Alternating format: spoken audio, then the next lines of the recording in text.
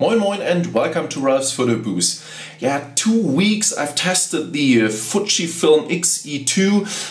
In my first video I gave you an overview of the X-E2. Today I want to focus on some special points and give you some of the new features of the X-E2. First of all, autofocus speed has increased, so it's real fast autofocus compared to the X-E1, so you can use the camera for street photography. It's real good for street photography. The autofocus is fast enough for street photography, so at this point Fuji does a real good work. And the next point, that's the electronic viewfinder, and the electronic viewfinder is also much better than the one of the X-E1.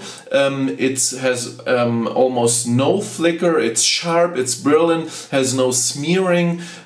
So the viewfinder, that was the next point, the critic point of the X-E1, is also much better. So the package of the X-E2 is not only the new sensor with the new autofocus face detection area, but also the new viewfinder. And there are some new features of the X-E2. In my first video I showed you some of the features. I want to repeat it in a short form so you get the most important features. First important thing is with the X-E2 you have the new filters. You have the same filters like in the X20 and in the XM1. So give me a second, I have to change the menu language in English. Here we are. And the filters, if you press the drive button, you will see you have the still image, you have the high and low speed. I can show you how fast the high speed is, so you get an imagination how fast the camera is. So I go for a little faster shutter speed, like to 180, and here we go. I have a slow SD card in the camera, so if you use a faster SD card, the series would be a little bit longer than now, because I have a slow card, I think with only 30 megabits per second. So if you use a fast card, the series would be much longer. So let's go back to the drive position. Here we have the auto exposure bracketing, we have the ISO bracketing, then we have the film simulation bracketing and the dynamic range bracketing, and here we have the first advanced filters, that's the motion panorama, and at the next point we have the multiple exposure. And motion panorama is very easy, it's like in the X20, only hold the camera, press the button, move the camera, and you get the motion, the landscape panorama. I'll show you how this looks like. That's my office, so here we have the panorama function. So that's a very nice function. And the last point before we get the movie function is the advanced filters, and here we have the filters like in the X20, toy camera, miniature, pop color, high key, low key, dynamic tone, soft focus, and the different partials color settings. Last point, at the drive mode we have the movie function, and in the movie function, I said it before in the first video, but again, in the movie function we have 60p in full HD resolution, so that's a step up from the X-E1. This X-E1 had only 30 frames per second, 30p in full HD resolution, so now we go up to 60p. I'm not the movie professional, I do a little bit movie, but I'm more photographer than a movie guy, and so I tried a little bit around with the movie function, and I think the quality is real good. I like the quality. I have made a little movie, and I think for me personally the movie quality is absolutely okay, and the autofocus in continuous works also. So if you make a zoom or something like that, the camera follows the focus very good and very fast. So in my opinion, it's much better than the X-E1. So let's have a look at the menu. There are 2 points I want to show you. Let's go back to the still image. So there's 1 point in the menu I will show you. We have here, these are the points I showed you in my first video, so there's nothing new. We have 1 point, that's the pre-AF. Pre-AF means the camera works with the autofocus if you turn the camera on, so it's increase the speeds of the speed of the autofocus. So if you turn the AF to on, the camera is like, it's a little bit like continuous autofocusing. So the camera is a little bit faster in the autofocus if you use the pre-AF, because the camera focus almost the whole time to the point, and you get a real fast autofocus speed. 1 point, if you use the pre-AF, you're not able to zoom into the picture to see if the autofocus works perfect. So if you press the button here, nothing happens. I'll show you what happens if you turn the pre-AF to off. If you turn the pre-AF to off, you can press the small dial here on top of the camera, and then you get the magnification, and for sure you can move the autofocus point like here to my logo, and then if you press the button here, you will see you're in the magnification. If you press the shutter release, the camera immediately focuses on the point, and you can see if the focus works perfect. In this case it works perfect, so the autofocus hits at the point. So that's a different if you have the pre-AF or not the pre-AF. If you use the pre-AF, this function won't work, so you can move the point, but you have no magnification. And talking about the autofocus point, the button for starting to move the autofocus point now is here on the 4-way dial. That's very good, because so you can use the camera with one hand, and you can change the size as on the X-E1. So that's exactly the same like in the X-E1, so there is no different. If you're in the manual focus, you have different settings for manual focus. Here's the dial to change to the manual focus. If you're in the manual focus, and if you press the dial here, you can change between 2 different magnifications. Press the shutter release and you're in the full size. If you press the autofocus button, you can move the area, the focus area. You can change the size of the area, but you can move it, and then press OK, press the small dial, and you're in the magnification, and turn it again, and you're in the, you have 2 steps for the magnification, and then you can turn the focus dial on the lens, and you will see now we have the setting focus peaking. You see you have these small white dots here, and this is the focus peaking, so the focus is perfect on the point. If the contrast is you have the highest setting of the contrast, the picture is sharp and you will get these small dots. Another option for the manual focusing, go to the menu and just go here on point. You have the manual focus assistant. As I said before, you have the peaking. You have the peaking in 2 options, in high and low, and you have the digital split image.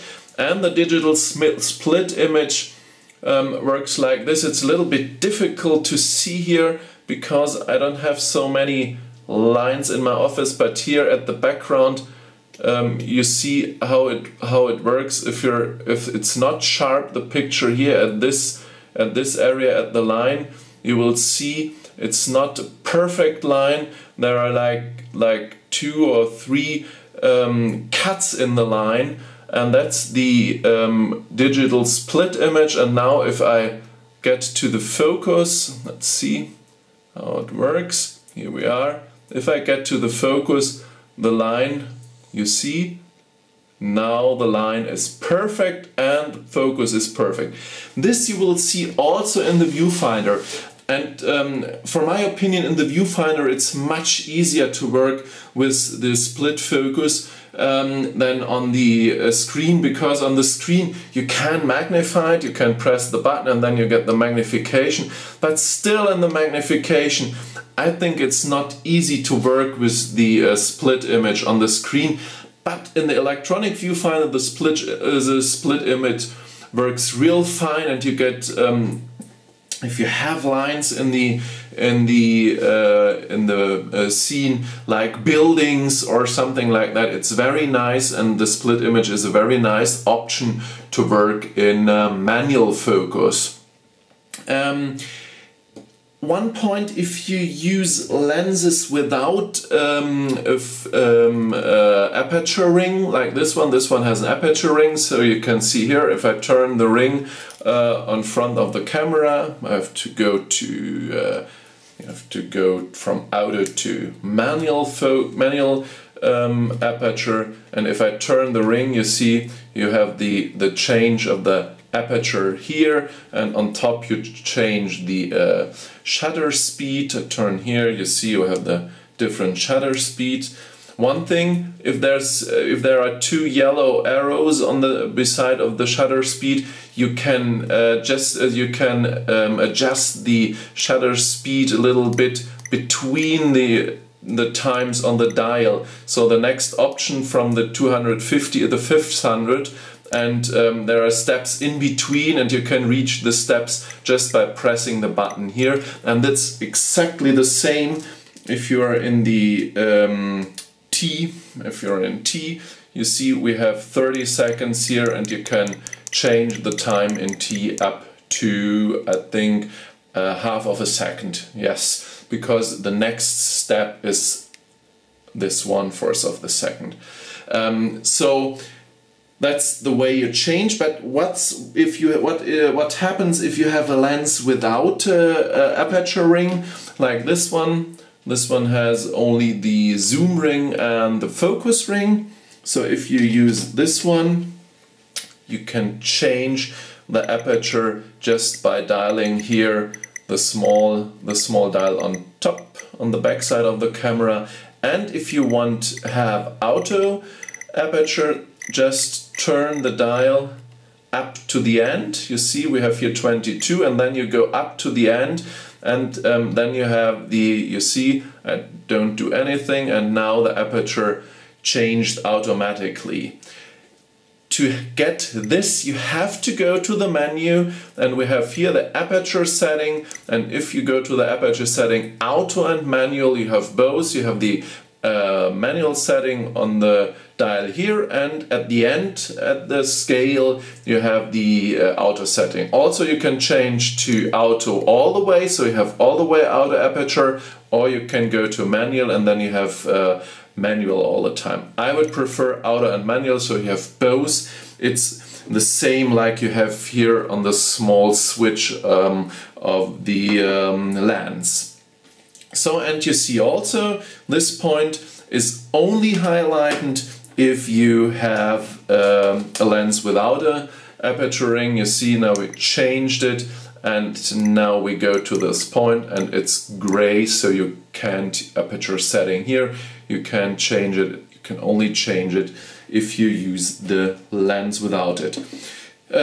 Yeah, so these are the most important things, the autofocus setting, the manual focus setting, the other functions I showed you just in my first video. There I gave you a good overview over the overall function. Now I will show you the different sizes of the X-E2 and the XM1. So these are the two cameras, X-E2, X-E1. So the X-E2 is a little bit higher, a little bit wider, but this one has the viewfinder, and the XM1 has no viewfinder. The XM1 only has the turnable screen, no touch screen, but a turnable screen, no viewfinder. You can put a new viewfinder on the camera.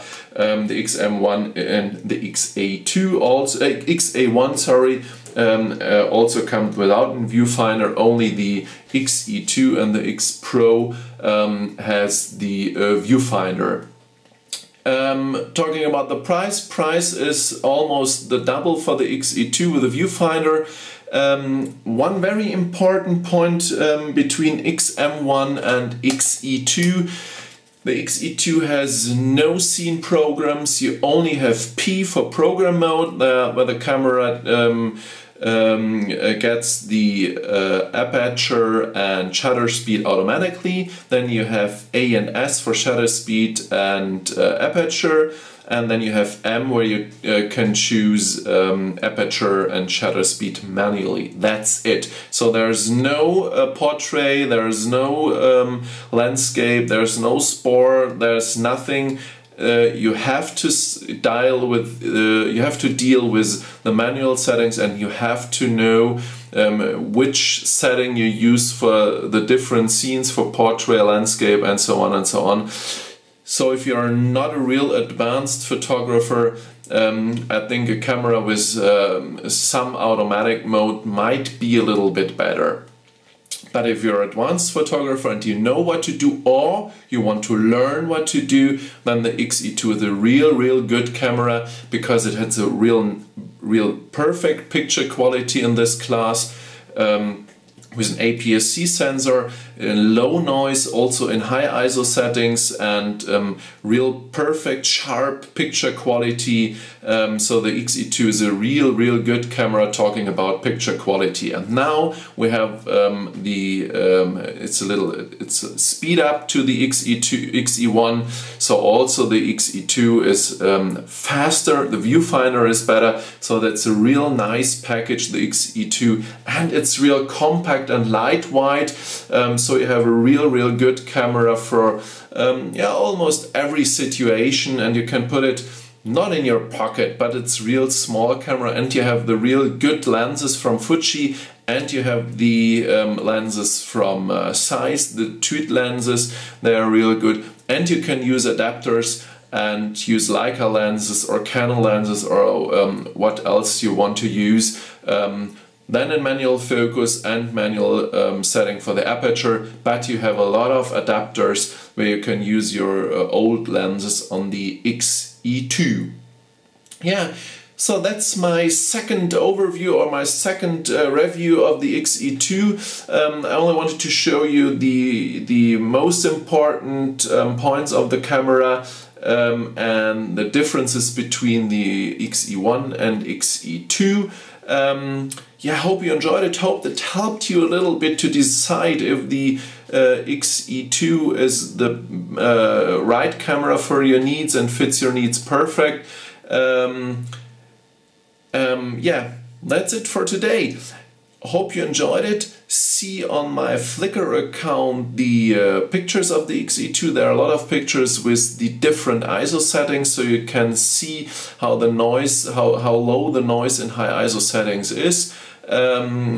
Look on my YouTube account for some new videos in the next days. There are coming up some more videos. If you wait for the Pentax K3 video, this will come up also in the next days. So I hope you enjoyed it, have fun, take pictures, and till now I say moin moin.